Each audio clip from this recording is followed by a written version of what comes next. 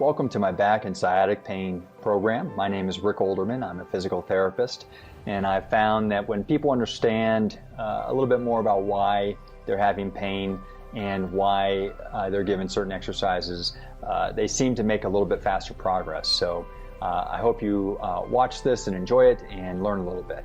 Here we go. So you may have a diagnosis of something like degenerative disc disease, low back pain, SI joint pain, bulging discs, herniated discs, sciatica, but none of those really describe why you're having the pain. All they do is identify what tissue is irritated. So with chronic pain or difficult issues like this, you have to assume that there's a systemic problem going on here. And even if you do have something like a disc bulge or a herniated disc or arthritis, something like that, a lot of people with those same issues have no pain at all. And the reason is because their systems work better. And what I mean by that is if you have functional problems that are putting stress to those areas that are damaged, then those areas will hurt. But if we remove the functional problems that are stressing them and there is no stress on those, then they tend not to hurt. And that's what this program will do, is correct a lot of the basic fundamental functional issues that seem to cause most people pain. So we're going to explain why you're having pain and why you're doing the exercises that you're about to be doing. So with back and sciatic pain, there are three primary problems. One is that the low back is too arched, and another is that there's a side bending problem, and I'll explain what these are in just a second. And then the third is that your butt muscles aren't working well. The timing is off, or the strength is off, or you're just not walking well and using them. So let's go over those real quick.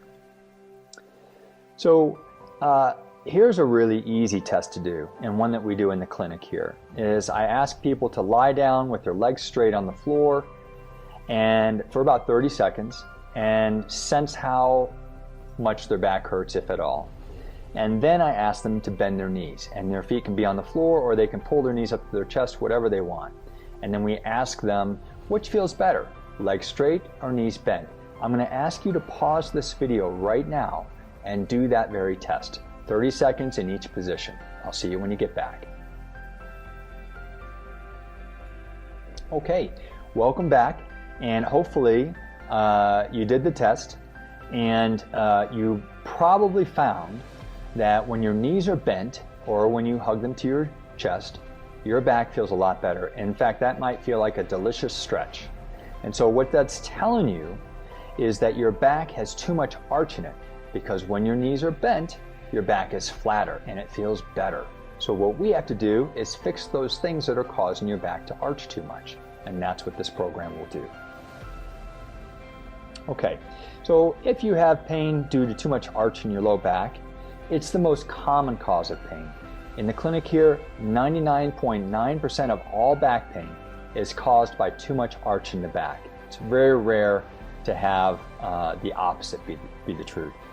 Now, often this is created with childbearing. So women who have had children, what happens is as the babies have grown in their stomach, it tilts the pelvis forward and arches the back more. And then when the baby is born, that pelvis doesn't return quite back to where it was before, and the arch in the back stays a little too arched. So women who have had kids are typically set up for a little bit more back pain than those who haven't. Okay, another issue is locking the knees. So what I mean by that is I'm going to ask you just to go ahead and stand up right now. We're going to do one more test. And I'm going to ask you to stand up and listen to what I have to say here. So go ahead, stand up. All right, now just stand there and listen to me. So we're going to go past the locking the knees. One of the other issues is that your butt strength is not what it should be. And typically what happens is the butt is the pelvic stabilizer. And if the pelvis isn't stable, then your foundation is off and then your back is unstable too. So we got to get that butt to go. And then also there are bending and walking habits that most people use their low back too much for. And then last is a stress or anxiety response. If you are stressed or anxious, what happens is you are in this erect position and it causes your back to arch more. Okay, now let's go back to locking the knees. You've been standing there for about 30 seconds or so, and I want you to notice, are your knees locked right now? Just pay attention. Don't unlock them. Just look down and try and know whether they're locked or not.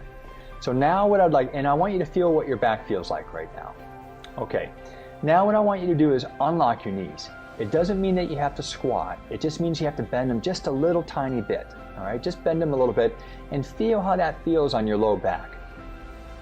Many of you will probably feel that your back feels somewhat less painful with your knees slightly bent. All right, we're going to stay in this position for just a few more seconds. And now what I'd like you to do is lock the knees again. And you will feel that your back is arching more. And you've already found out that when your back is arched, it doesn't feel as good as when it's flat. Locking the knees is one of the things that's causing your back to arch. So we've got to break that habit, and I'll show you how to do that a little bit later. Okay? All right, so there are two patterns of issues that happen with back arching. One is one that looks like this. So this is called a lordotic posture, and you can see here's an arched back here, and then what happens is that the pelvis is tilted forward and the stomach is opened up, all right? So there's no stability going on here. The back is too arched, and this is tilted forward, causing more arch. And then typically the muscles in the front of the thigh here have become tight, and they help pull that pelvis forward like that, which then causes the arch. And here's what it looks like on a real person. The stomach is a little bit extended. The back is a little too arched. You can see the tilt of the pelvis right here is forward. Her thigh muscles were very tight. So this is called a lordotic posture, and this is very common for people with back pain. And so what we do to fix that is we stretch those muscles in the front of the thighs. And I'll show you how to do this in the program. It's really important that when you do this, you pull this knee back towards your chest, because guess what? As you pull that knee back, it's going to flatten your back and you're going to feel really good. When you try to stretch these muscles here, what's going to happen is the tightness here is going to try and pull that pelvis forward and arch your back, which will be painful. So that's why you've really got to counter that by pulling this knee back, and I'll show you how. Also, putting a pillow underneath your head will lift it and help you flex your back too. So be sure to put a pillow there. So what we're doing with this stretch is stretching these guys right here so that they don't cause the pelvis to tilt forward and therefore cause the arch of the back. That's how the body works. And it's really as simple as that. Okay, now the other pattern leading to this back arch pain is a sway back posture. You can see the difference between this and the other one. Now this is, to me, this always looks like a kind of a mopey teenager. All right, they're just kind of standing around, and what's happening is their body is basically disengaged. They're just hanging back on their back. There's no stomach activity. There's nothing going on here. And so in this case, the pelvis is tilted back and the whole body is shifted forward so that the back can arch back like this. And so it pinches the back and it hurts. So for this, what I'm going to teach you in this program is to lift your rib cage. So if you have this type of posture that seems more like this than the other one, this might be where more bang for your buck is found. And you can see what happens to her posture when she lifts her rib cage. Look, suddenly her stomach is engaged, her knees become soft, and she's in a better alignment issue than here. Okay? Now, I didn't ask her to contract her stomach. That happens naturally just because you're holding good posture. And what will also happen is the pelvis will tilt forward a little bit. That's often a component to the sway back posture. Okay? So just to give you a little heads up on that. All right. Now, if you have back pain on one side of your back or you have sciatic pain, you probably have what's called a side bending problem. And so it can cause SI joint pain, and it makes it look like you have a leg length difference, but you really don't.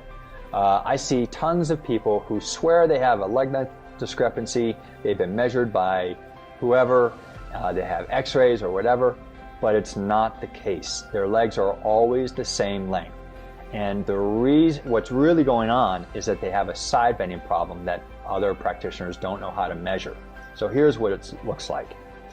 In a side bending problem, these waist muscles become very contracted, and so it lifts this side of the pelvis up and it pulls this rib cage down, which causes compression in this area of the back, and that's what compresses the sciatic nerve roots or creates unilateral back pain. Or you can see the torque that's happening here. It'll create SI joint pain, it'll cause piriformis pain. So anytime you have pain on one side of your body like this, I typically find that people have a side bending problem. Now, here's what it looks like in a real person. You can see she has a bigger crease on this side than she does on this side. And you can also see how her pants are higher on this side than the other side. So she has a side bending problem. Her ilium here is elevated. This rib cage has been pulled down. And interestingly, when we have a side bending problem on one side, what happens is that it causes the spine to rotate in the opposite direction of the side bend.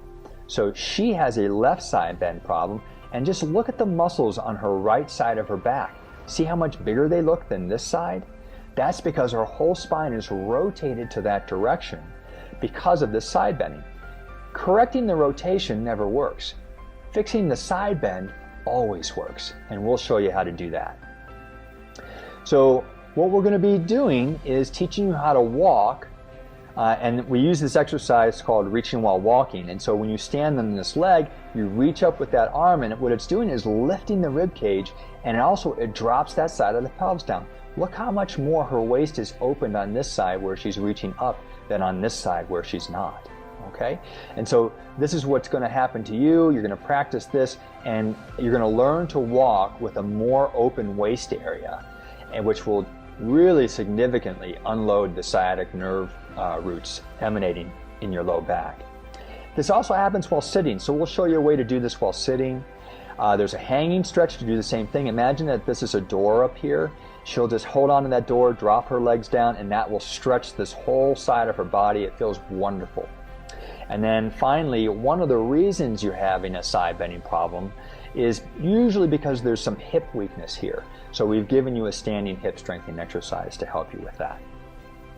Okay, let's talk about the butt muscles. The butt muscles are a big muscle group, all right? They're located right here, and you can see that this one's in pink a little bit, and that means that it's not really turned on. And then you can see the hamstrings here are a little redder. So the hamstrings are dominant here as opposed to the glutes. The glutes should be dominant. And then what happens is when the butt muscles don't work well, this hip joint gets a little sloppy. And believe it or not, this can actually cause some back pain too.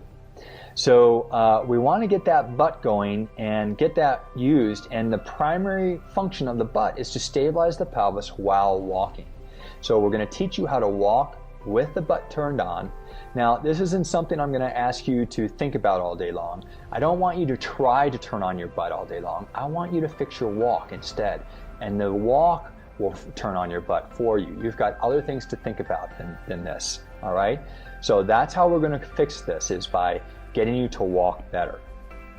The other thing that we're going to be doing is something called a gluteal pump to get that back on and strong again. If you've been walking with it turned off, the glutes have become very weak and lazy. We've got to get them turned on, and the butt pump will do that. And then when we're walking, when your foot hits the ground, this knee should be soft and the butt will turn on. And when that happens, guess what? That same side waist muscle will relax. The opposite leg that's swinging through for your next step, that's when the waist muscles contract. But in people with side bending problem, what's happening is they're staying contracted when this leg is down because they're not walking correctly. All right, so we're going to fix all of that stuff. So these are the problems that are missed by most other practitioners because they're looking at a small little place in your back or your rear end or your sciatic nerve and looking to fix something right there. But the problem is usually a system problem, kind of what we've described here. So the things that you're about to do in this program fix 95% of all the back and sciatic pain that we see here in the clinic, and I really think it'll fix yours too. So please work on this. Think about what you're doing. Hopefully this video helps you. Play it back again if you want to. All right. I've also written books. There are exercises in all of these books, and there are free videos to all of these exercises if you visit the Fixing You Books page, website, and then enter the code in the back of the book. Then you have access to the free videos, because I want you to get better. You can get better. You just need some better information.